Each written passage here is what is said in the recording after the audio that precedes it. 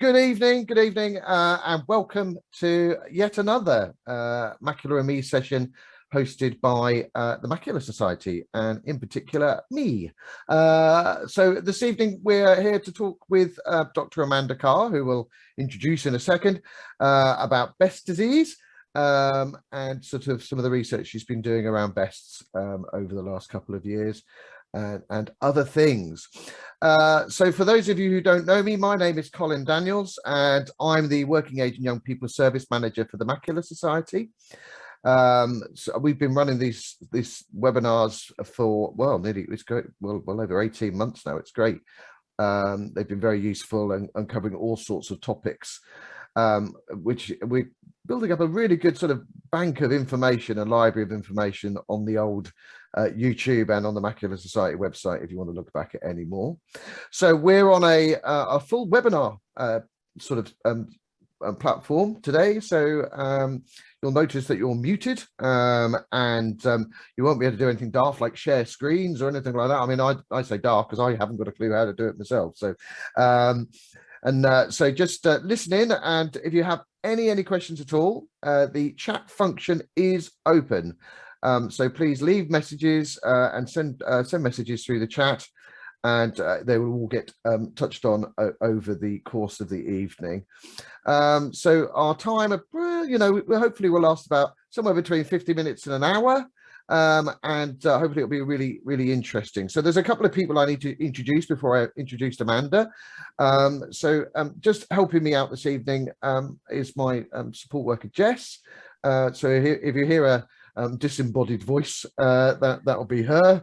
And also we have with us this evening, as always, the inevitable Jerry Ode, who's the research manager from the Macular Society. Good evening, Jerry. Good evening, everybody. There we go. I'm sure Jerry will she'll be going through the chat questions and having a chat with Amanda along the way. And if there's a bit of time at the end, which I'm sure there will be, she'll just give us a little update on how to sort of get involved in research and bits and pieces like that, and potentially what we're up to as an organization. So without further ado, good evening, Amanda. How are you? I'm very well, thank you. How are you? I'm all right. It's felt like a very long day, but here we are. And as people always know, I always say at the end of my webinars, I'm just looking forward to my glass of wine. So that's it's very nice. But so thank you again for coming along and helping us out with this. I know you always are really up for it. So thanks very much for supporting this Macular Society. Now you've been funded by us over the last couple of years, haven't you? So I'm just going to hand over to you really now, and sort of let you give your presentation. And guys, honestly, these work really well if you ask questions in the chat. So I'm going to put myself on mute and listen to Amanda. So thank you, Amanda. Thanks, Colin, and thank you again for inviting me to speak tonight. Hi, everyone. Thanks for joining, and it's a pleasure to be able to talk to you on tonight's webinar. So I've been asked to talk to you about some of the work we've been doing in the lab, which focuses on macular disease. So I'm just going to share my screen now, and hopefully you'll be able to see PowerPoint presentation. Is that all good? Yep, okay, right, great. So just to give you a bit of background about me and my work, I've been working on macular disease for just over 17 years now, and during all of this time I've been working at the Institute of Ophthalmology here at UCL. And initially I started working as a postdoc with Professor Pete Coffey, and this was on the London Project to Cure Blindness. And now I'm a lecturer and a principal investigator at the Institute, where I run my lab and teach postgraduate students. So I'm going to give you an overview of the research that we do. So this is just an outline of the talk. I'll introduce you to the macula and the cells that I work on, which are the retinal pigment epithelium. And we use human stem cells in our research to help us to see what's happening in the eye. So I'll give you a brief introduction to them and how we use them to understand more about Bestrophinopathies and how we look at the effects of mutations in disease. before talking about our research investigating CRISPR as a potential therapy for Best disease. So, as I mentioned, I started my career working on age-related macular degeneration, which is a really common form of macular disease that generally occurs in the elderly population. And it's mainly a result of aging. And this form of vision loss, and most macular diseases, affects the central area of vision, a region called the macula. But again, it's not just degeneration that's associated with aging. It can be caused by inherited diseases. So the macula, the word derives from the Latin word spot, and this is literally what the macula is. It's a small spot at the back of the eye that's really important for our fine focus vision. So things like reading, driving, watching TV, recognizing faces. And this is because the macula contains a really high density of those light sensing photoreceptor cells that are needed to detect light for those high acuity vision tasks like reading and watching TV. And these are all concentrated in an area called the fovea within the macula. Now, the image here shows the retina, and this is what your doctor will see when he looks at the back of your eye. But underneath there, it's a lot more complex. So directly under the retina, we find a sheet of cells, and this is called the retinal pigment epithelium, or the RPE. And these cells are crucial support cells which help keep the retina healthy and keep it alive and functional and doing the job it should do. And underneath the retinal pigment epithelium is a rich blood supply called the choroid.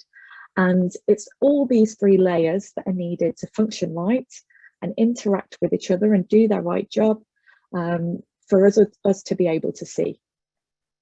Now, this is a side view of all of those layers. And here we have, right at the bottom, the blood supply. The layer of cells above this, the brown cells here, are the RPE. And above this, we have the photoreceptor cells, the cells that detect light. Now, I'm interested in these brown cells here called the retinal pigment epithelium, or the RPE. And these are the cells that are needed to keep that retina healthy and to keep it functioning. And they form a barrier between the blood supply and the photoreceptor cells. And this helps create a really unique environment that allows those photoreceptor cells to detect light. So as well as creating this barrier, the RPE also has a number of other roles which are crucial to keep the retina healthy. So it transports all the sort of nutrients and food that the retina needs to keep it going and being able to see correctly. And it also transports all that waste that the retina produces to be able to see sights, to see things, and takes that back and gets rid of it through the back of the eye. The RPE also recycles key molecules that the photoreceptor cells need for vision. So these get sent back to the RPE, recycled and sent back to the photoreceptor cells. And the RPE also are really important for absorbing stray light so that we can see really, really sort of high focus images. Now, the retinal pigment epithelium cells and the retinal cells that we're born with have to last us our whole lives. Our body can't make any more. So unfortunately, these cells are really prone to damage, both with aging and with disease. And this can cause a number of things to happen to the RPE and at the back of the eye. So the RPE can become stressed. They can't do their job properly. You get this buildup of waste and fats. And this can lead some cells to die or not to function properly. It can also sort of break that really critical barrier that keeps the blood away from the retina. And this can lead to sort of new blood vessels forming from the choroid into the retina. And these vessels are really delicate, so they can burst, and this leads to bleeds at the back of the eye. And so because the RPE aren't functioning properly and they're not doing their job properly, what happens is above those RPE cells, those photoreceptor cells start to become unhealthy. And over time, these can degenerate and it can lead to loss of sight. So when I first started working with RPE, as I mentioned before, I was working with Pete Coffey, And we were trying to find new ways of making RPE cells to transplant into patients with age-related macular degeneration. And the idea was to replace those damaged RPE cells that are degenerated with age, and to keep that retina healthy and being able to see. And to do this, we used human embryonic stem cells, and these cells are taken from embryos donated by patients who have undergone IVF treatments. And at about 5 days after fertilization, within the embryo, there's this group of yellow cells that are what we call pluripotent. And that means they can go on to form any cell in the body. So at this stage, we can take those pluripotent stem cells and grow them in a dish.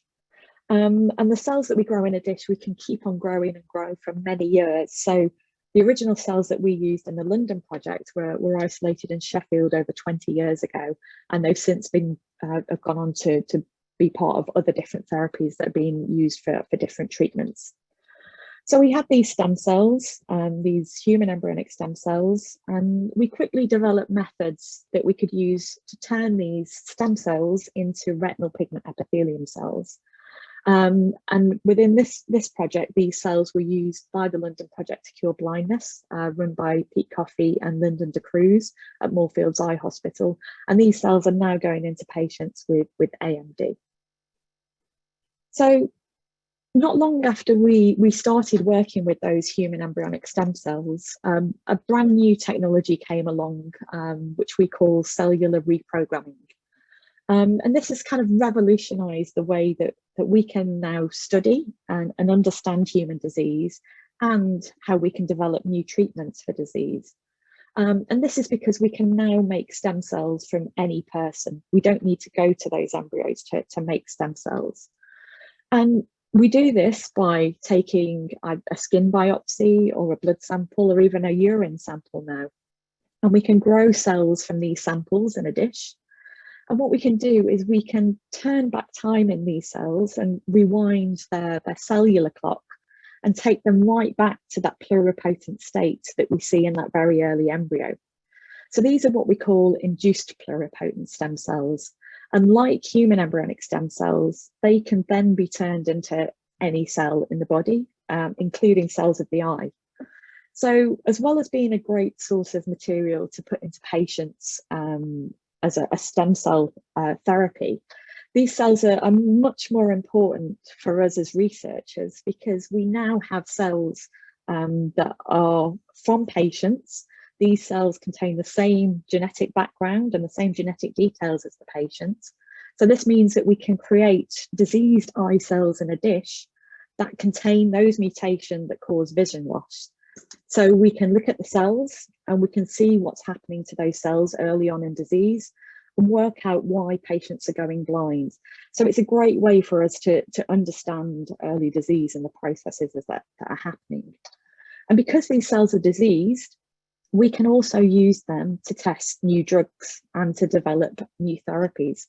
And these can be specifically targeted to those mutations that are occurring in patients. So we've been interested in looking at a group of diseases called Bestrophinopathies, which primarily affect the retinal pigment epithelium cells and lead to vision loss. Now, these diseases affect the eyes in different ways. So we have here Best disease, or also adult onset vitelliform macular degeneration. And with this disease, we see sort of the development of a classic sort of egg yolk-like lesion in the macular region. We have a disease called ARB, which is autosomal recessive bestrophinopathy. And with this disease, we see these small fatty deposits that are spread across the retina and around the macular region. And we have patients with a disease called autosomal dominant vitreoretinochoroidopathy, which thankfully has been shortened to ADVERT. And with these patients, it's the far edge of the retina that's primarily affected. And this eventually spreads to the macular region, causing central vision loss. And then we even have some forms of retinitis pigmentosa, which are classed as bestrophinopathies. And here we see changes in pigmentation and those fatty deposits across the macula. So how are these different diseases connected? Well, they're all caused by mutations in bestrophin-1 protein, and it's also known as BEST1. So the BEST1 gene is a region within our DNA that contains all of those instructions to make bestrophin-1 or BEST1 protein. So each of our cells has the sort of molecular machinery responsible for making these proteins. And the machinery reads across the DNA, and it reads those instructions to make BEST1, and that enables the cell to produce BEST1 protein. Now, in the eye, only the RPE cells make BEST1 protein. And in these cells, the protein forms a channel through the cell membrane of the RPE cells, and it essentially acts like a kind of gated tunnel, which controls the transport of ions in and out of the cells. So mutations in the DNA sequence changes the instructions to make the protein. And this can change how the protein actually works in our RPE cells. So how can these changes affect bestrophin-1 protein? So using our stem cells from patients, we've been able to look to see what these mutations are actually doing to the bestrophin-1 protein in those patients' diseased RPE cells. And normally, as I said, bestrophin-1 channels are found along in the RPE cells, along the bottom and up the sides of the cell. But mutations in that protein sequence can change what happens to the protein in the cells. So in some patients, we find that the protein is goes to the right place in the cell, so along the bottom and up the sides, but that it doesn't work properly. In other patients, we find that the protein is found all over the cell membrane, and this can change the environment within inside the RPE. And in some patients, no bestrophin-1 protein is produced at all. And in others, the protein can be made, but it doesn't actually make it to the membrane of the cell, and it sort of hangs around in the cell, causing lots of problems. So these changes in the protein can affect that fine balance of processing that occurs in the RPE. And over a period of time, this can cause those cells to become unhealthy or even to die. And this is what leads to sort of the buildup of those fatty deposits in the area, and eventually that sort of loss of photoreceptor cells in sight. So, you know, how do we go about fixing these issues? So one of the biggest challenges we have as researchers with inherited diseases like Bestrophinopathies is that the problem actually resides within the DNA of a patient. So the DNA is giving that cell the wrong instructions to make the protein, and the cell will just continue to make a faulty copy of the protein unless that DNA is fixed. And so the ability to change DNA has pretty much been impossible until very recently, where a clever team of researchers led by Jennifer Doudna and Emmanuel Charpentier discovered a new biological process involving an enzyme called Cas9. And that process can be used to change specified sequences of DNA. And this discovery, which is known as CRISPR genome editing, has completely changed the way that we approach developing treatments for genetic diseases. So genome editing can be used to get right to the heart of that problem by actually changing the patient's own DNA and fixing those disease-causing mutations. And the principle behind genome editing involves making a cut in a precise site within the affected gene, and then we can use the cell's repair mechanisms to fix those ends back together and fix those mutations.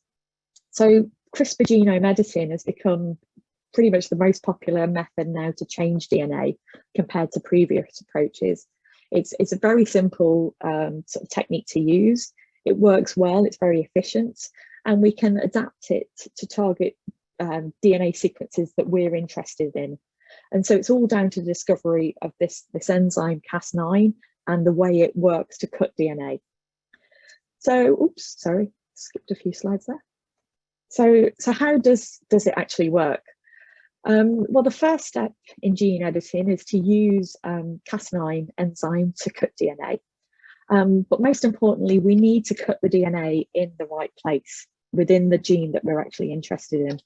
So we have to tell that Cas9 enzyme where to cut.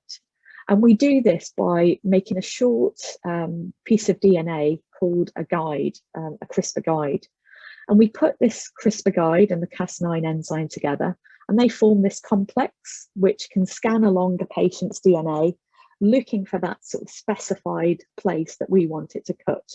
And the guide binds to that target DNA, and the Cas9 enzyme, which is connected to it, can then act like a scalpel or a pair of molecular scissors, cutting DNA at that particular point that we want it to. So this can be used then to sort of fix those DNA mutations in patients. But rather than targeting a mutation and adding a new healthy bit of DNA to fix the cells, which is a really complex process, and it's not a very efficient process in RPE cells, we've been working on a new way to actually use CRISPR editing to switch off the faulty copy of the mutated BEST1 in patients. And to do this, rather than cutting at one site, what we're trying to do is to cut at 2 sites so that we can remove the faulty BEST1 gene and effectively switch that copy of the BEST1 gene off. But we do have to be very careful when we're doing this. So patients with Best disease have one faulty copy of the BEST1 gene, and that's the gene that we want to edit. But they also have a healthy copy of the gene, which we don't want to interfere with. We want to keep that one working and switch off the one that isn't working properly. So we have to come up with a way of targeting that CRISPR-Cas9 genome editing system to a region of the DNA sequence which is in the faulty Best gene, but it isn't in the healthy gene. So to do this, we look for small changes in the DNA sequence in patients. So here we have a copy of the diseased gene at the top, and then the healthy gene at the bottom. And what we're doing is we're looking for small changes in the patient's DNA that will allow us to target that Cas9 enzyme to cut only in the mutated gene. So in our genes, there are lots of single letter changes in the DNA sequence that don't actually cause disease. And because we inherit 2 copies of each gene, one from our mother and one from our father, there can be small differences between these copies. So what we're doing is we're sequencing the DNA of patients in a special way so that we can identify those small changes that occur on the mutated gene and those changes which occur on the healthy gene. And these sort of single changes in the DNA sequence are highlighted here by these arrows. And we're trying to identify those small DNA changes that are only found on the faulty copy of the gene. So we're not interested in ones that are found on both the healthy and the DNA of the mutated allele. So we're not interested in those ones at all. We're just interested in ones that are changed on the diseased allele. So what we can then do when we've identified these small changes in the DNA sequence is we can target CRISPR-Cas9 to cut precisely at those sequences. So we can design a pair of guides. So for instance, using these 2 DNA sequences here that allow Cas9 to bind specifically to that region of the DNA for the first site and specifically to that region in the second site. And because those DNA changes aren't present on the healthy allele or the healthy copy of the gene, when Cas9 scans the DNA, it's unable to bind there because that DNA sequence is there. So what this allows us to do is it allows us to target that mutated allele, cut out a large portion of that gene and inactivate the gene and leaving that healthy copy, that healthy gene to do its normal job in the RPE cells. So I'm just going to give you a sort of quick example of one of the patients that we're working with. And this is a patient that has Best disease. So on the right, you can see the back of their eye, which has the sort of classic hallmark lesions of Best disease, this sort of large yellow lesion. And on the left eye in this patient, the disease has progressed, and you can see this sort of area of death, this sort of black area where cells have died within the macular region, and the patients have lost their vision there. So this particular patient volunteered to be involved in our research and came into Moorfields Eye Hospital to donate a skin biopsy. And we can take that skin biopsy and we can culture it in a dish. And at the top, this is an image of the cells that grow off from the biopsy. These are the skin fibroblast cells.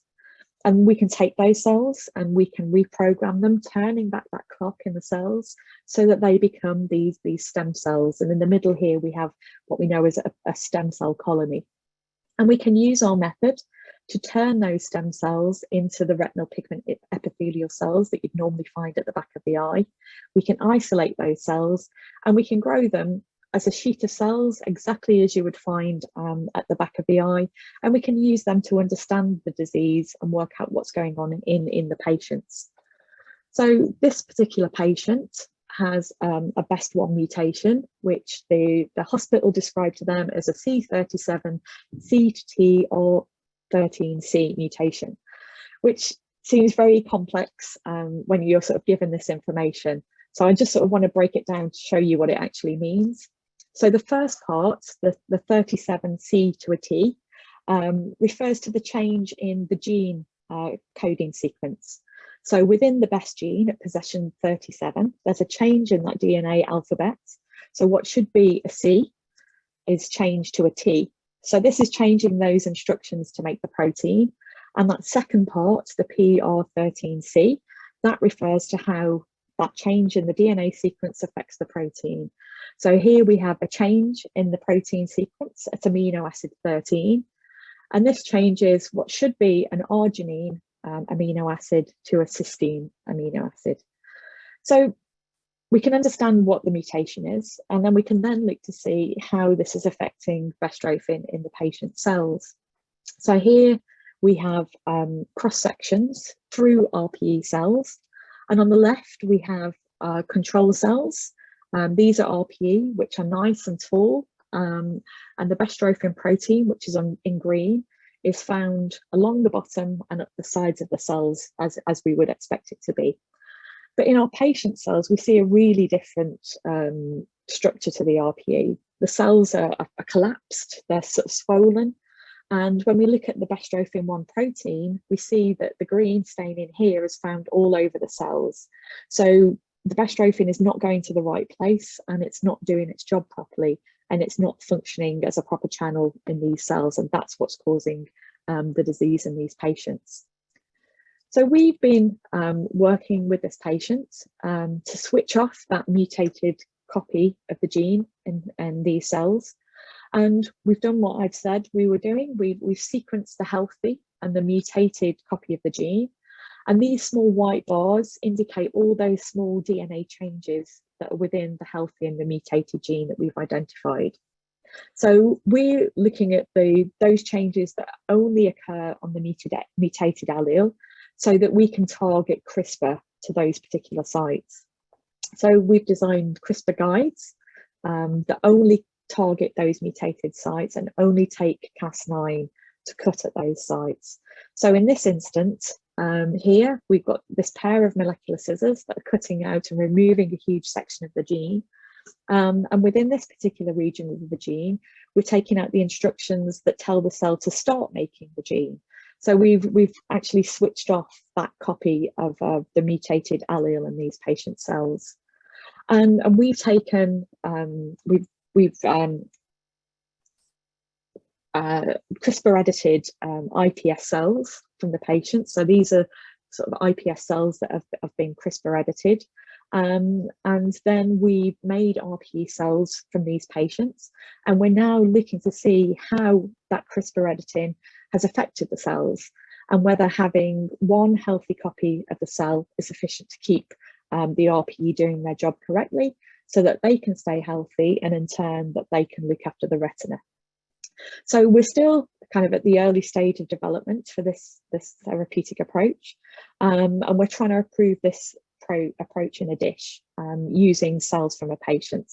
So we can understand the disease, we can see what the patient the effects of the mutation are having on the patient.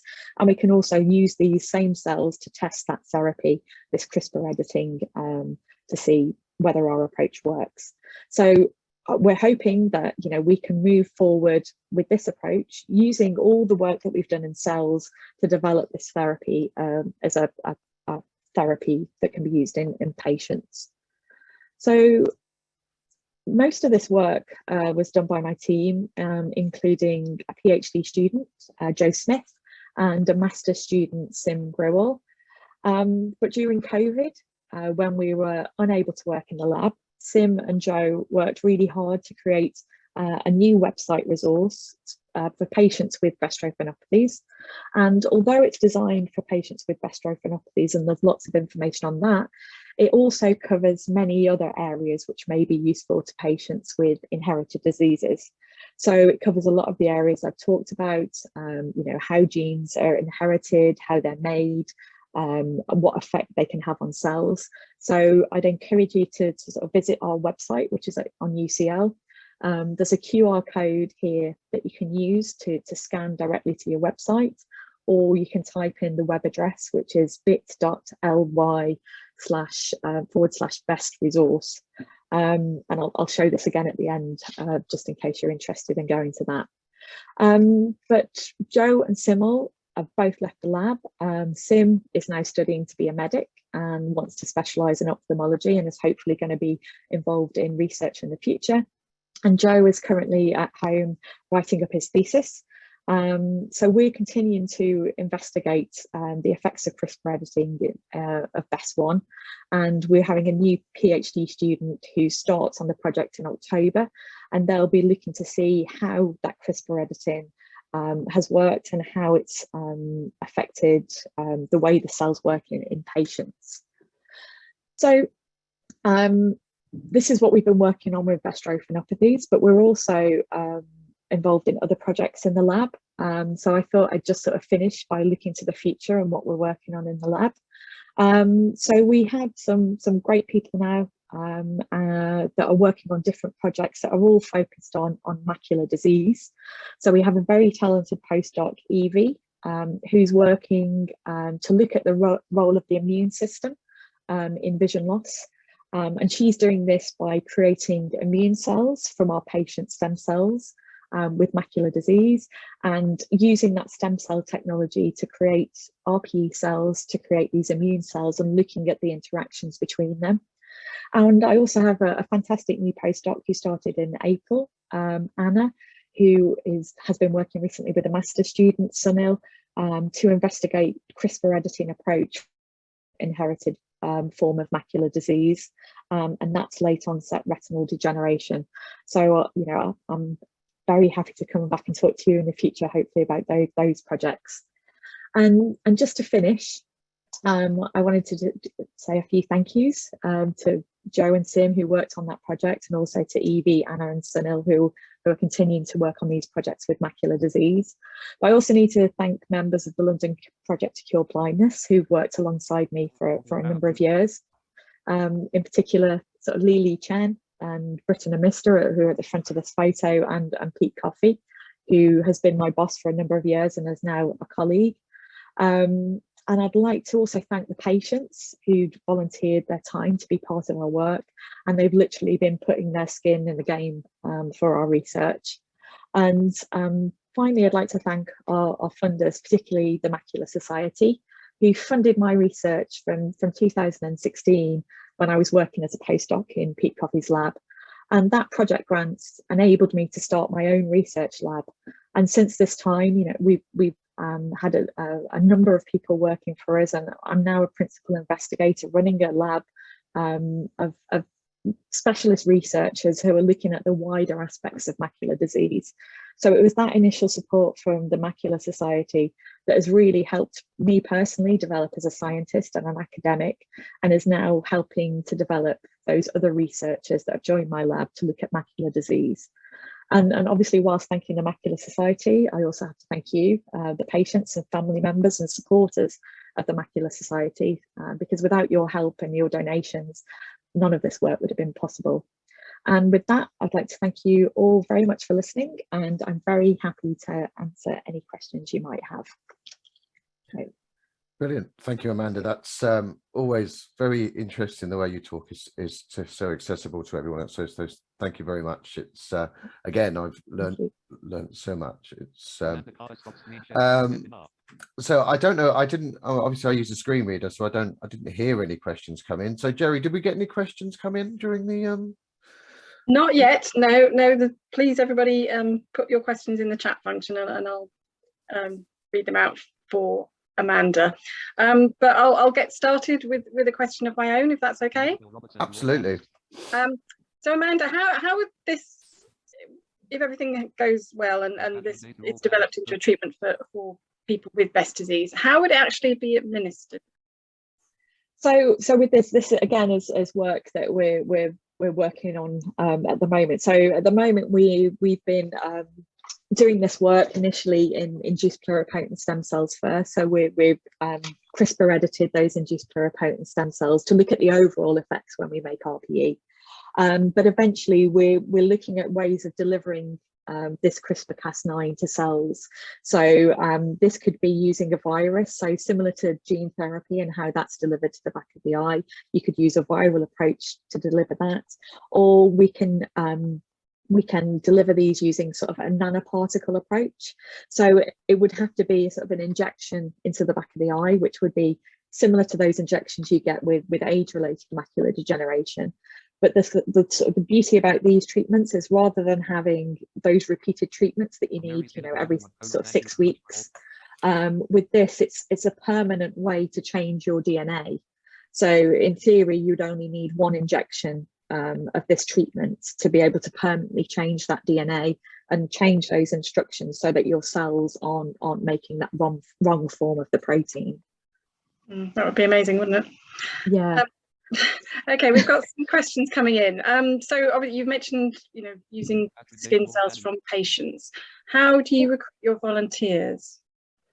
So firstly, we recruited volunteers through clinicians at Moorfields Eye Hospital. So we have a number of patients who come into clinic, and patients were sort of told about our research, and those interested sort of volunteered.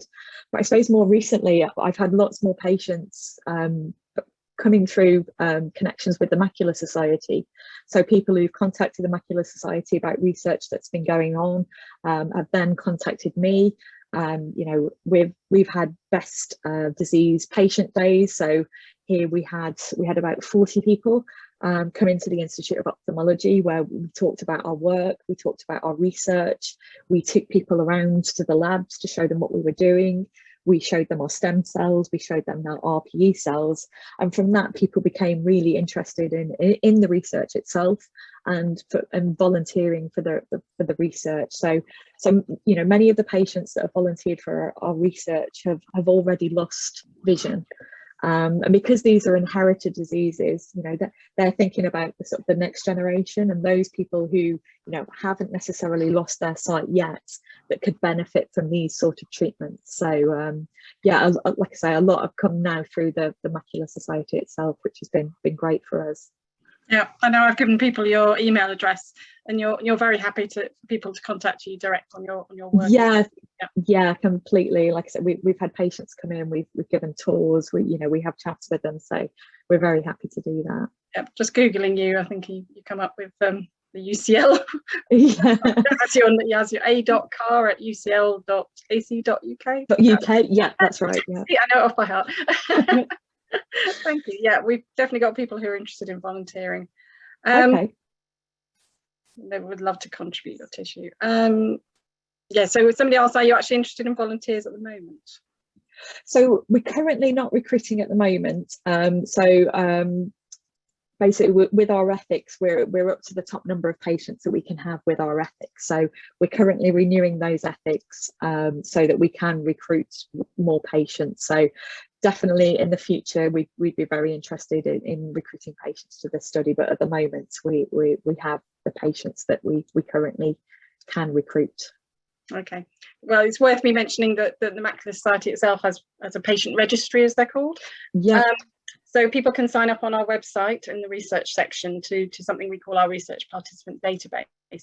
And you just simply give us some very brief details about yourself, and then you're on our database. And if Amanda wants patients in the future, then we don't give her your details, but we would give you details of the opportunity to volunteer for research, and then you would contact Amanda direct if you were interested in volunteering. So that's a way to register your interest in research in the long term, when Amanda might want some people in the future. Yeah. Lovely. Okay. With the benefit of the internet, we've got somebody here who's in California. Oh, wow. I have Best disease in California. Can you name any group in the USA or Canada? Sorry, USA or California? That you work with doing the same things that you do. I go to Dr. Gorin Jules Stein at UCLA. Okay. I don't know groups specifically working in California, but I know groups working in the US. So there's a group in Wisconsin that's led by David Gamm, who's been looking at similar work to us, but targeting specific mutations using CRISPR editing. So that's David Gamm in Wisconsin. There's also a clinician in I think it's New York, Stephen Sang, who's also been working on Bestrophinopathies. And in Pennsylvania, there is a guy called Gustavo Aguirre, and he's developing gene therapy for patients with Best disease. So there are a few sort of sites across the US that you could speak to, and I think we've probably listed them on our Bestrophinopathies website. But I can type the names in the chat anyway, and then at least you've got a record of those sort of researchers. So yeah, they're all based in the States. Thank you. Do you all talk to each other? And I know it's in competition, but you collaborate as well. Yeah, well, we're all sort of working on just different approaches to the disease. So like Gustavo, he's working on like say the gene therapy to sort of use a virus to replace the gene. Well, sorry, not to replace the gene, but to supplement the gene. So he's putting in more healthy copies of the gene. So David Gamm and Stephen Sang, they're using CRISPR gene editing, but they're targeting sort of mutations that create CRISPR sites, which is a great way of doing it. But there's only specific patients that you can treat that way. Whereas the approach we're using is, because we're not targeting the mutation themselves, we're targeting small changes that occur on that mutated copy. Our idea is that we can use those variations to pretty much treat most of the patient population, so that we're all sort of working on different aspects of therapies and different ways to use CRISPR to treat Best disease. Fantastic. More people working on it, the better.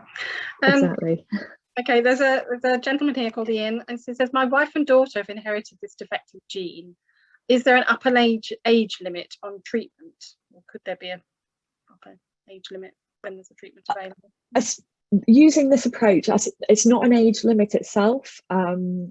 What our approach would try to do is to replace that faulty gene before it starts affecting sight in the patients. So the problem is, you have this defective protein that's in the RPE cells, and that's sort of affecting the photoreceptor cells. And once the photoreceptor cells have degenerated, there isn't much that we can currently do. So our idea is to use this therapy to get in at a very early stage, before there's been significant vision loss, so that those photoreceptors are still there, and that when we help those RPE cells to become more healthy, the photoreceptor cells are there for them to look after. But once those photoreceptor cells have degenerated, like I say, this isn't a therapy that could be used in those types of patients. There are other therapies that are trying to be developed at the moment, particularly for sort of age-related macular degeneration and other forms of blindness where those photoreceptor cells have been lost. And it may be possible in the future to generate photoreceptor cells from stem cells that are functional. that could be transplanted into the retina and could then sort of see light. But that's quite a way in the future. At the moment, we've got those RPE cells, and we know we can replace that sort of simple monolayer of cells using a stem cell therapy. But the retina is a lot more complicated. It's kind of a crazy electrical circuit. So you have to make the right cells, and you have to make sure they go to the right place and make sure they make the right connections. So it's a lot more complex, but people are working on that, and that could in the future sort of restore vision in patients that have lost those photoreceptors. So for the therapy we have, it's not an age limit itself, it's more the state of the back of the eye. Yeah, thank you. Now a question from Jonathan, and he says, not sure if it was a silly question. It's absolutely not a silly question. I was actually going to say it's a really good question. So his son, who's 10 years old, he says, I've passed Best onto him. If the DNA can be changed for his future, will that stop him passing Best onto his children? Right. Yeah. Unfortunately not. So the therapy that we're developing specifically targets the eye cell, so it will be injected into the back of the eye. This doesn't change the DNA in the rest of your body. So you're only changing the DNA at the back of the eye. So we can't change the DNA that would go on to be in your children. So this therapy is a therapy for that particular patient, and it's not, that therapy isn't passed along with the genes to your children. So to do that, you would have to sort of gene edit an embryo, which is not allowed at the moment. There's very big ethical issues with genome editing embryos, and at that stage, if you edited the embryo, then the next sort of generations would not have the mutation. But at the stage that we're treating patients, that doesn't affect your sort of offspring. So unfortunately not. But it's not a stupid question at all. There is for some diseases, not just talking about eye diseases, there is pre-implantation screening. Yeah. I'm not sure if I got the right terminology there. Yeah.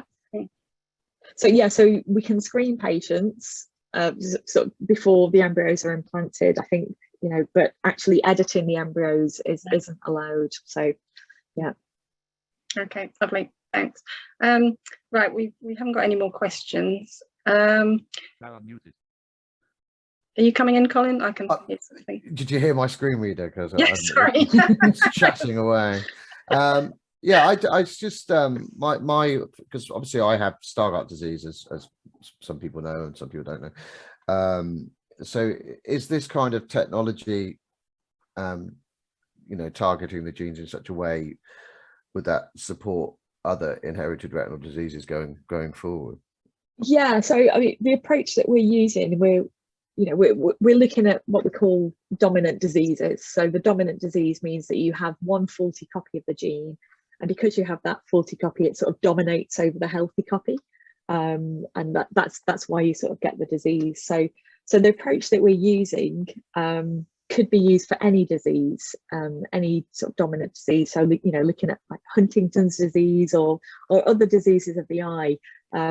It's taking this principle and applying it to the disease and the sort of the mutations that you're interested in. So yeah, it has sort of a wider range of diseases that could be used, that could be treated using this approach. Yeah, that's exciting, isn't it? Because obviously with those dominant diseases, I mean, there's quite a lot of them around, and we get asked this question a lot. And where is it going to end? Sort of where is my treatment? Where is my cure? And yeah, knowing that it's moving in the right direction, as I think is really exciting for all. So yeah, it's one of those things that it's going to take time, and it's going to take a lot of research. From when human embryonic stem cells were first sort of discovered, it sort of took 20 years to go from that into a therapy into patients, and genome editing's only been around for sort of less than 10 years.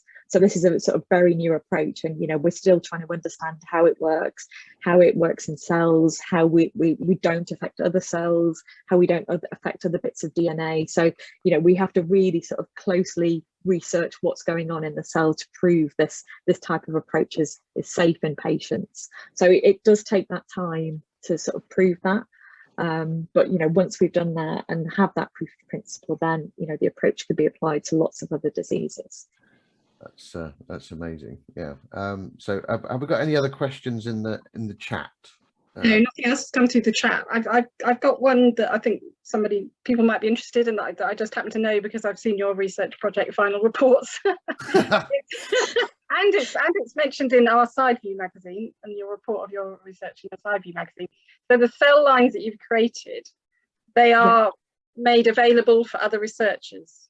Yeah. So we have what's called the London Project to Cure Blindness Stem Cell Bank. So we have big tanks of liquid nitrogen, and in each of those tanks we've got hundreds of vials of cells that contain these patient stem cell lines. So we're working with other researchers to investigate Best disease, and like I say, these cells are available for any scientists around the world to use.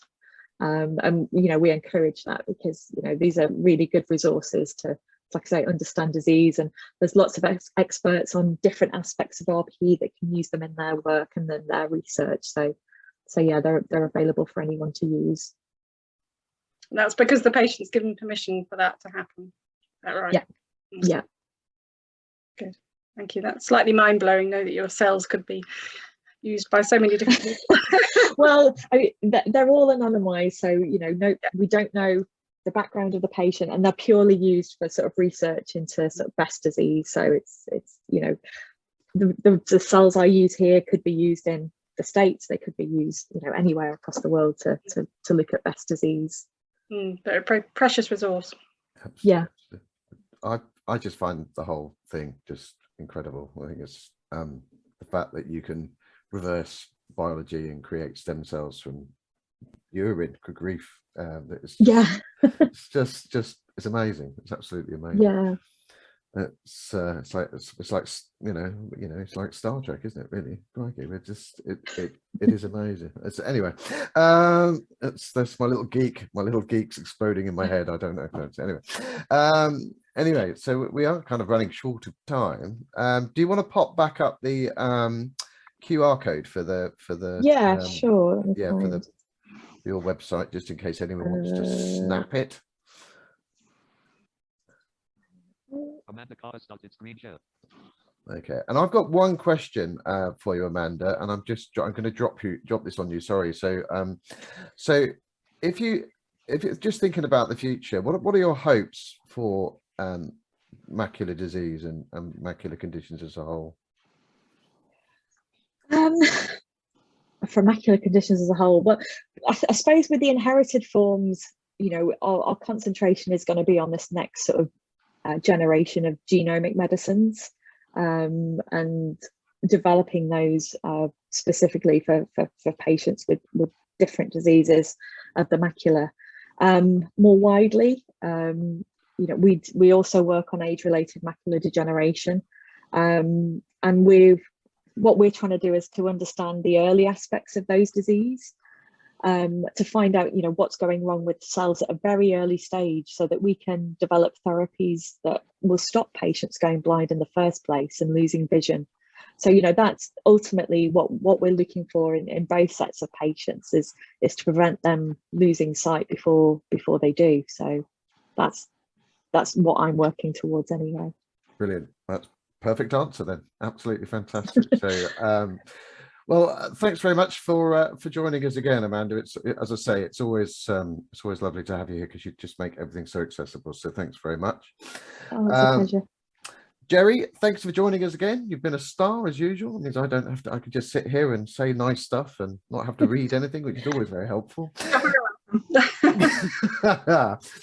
Just remember, please remember that these are monthly webinars.